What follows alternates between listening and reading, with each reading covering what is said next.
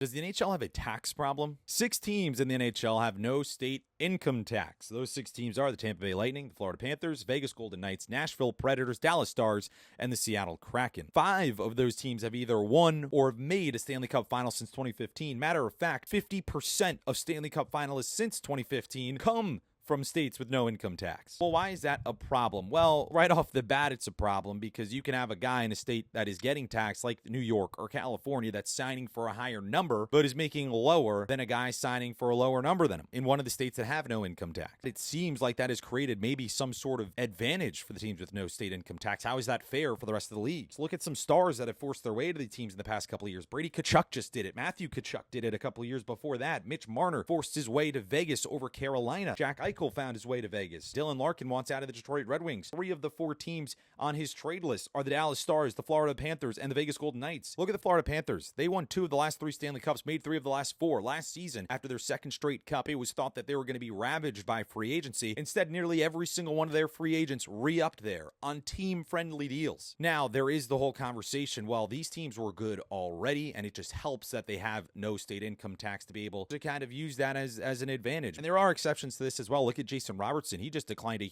huge contract to go play up in Seattle. Zach Werenski vetoed a trade to go down to Dallas. So at the end of the day, is it an advantage or does it just seem like one because of these teams' success? I think it's probably somewhere in the middle ground. Where do you think?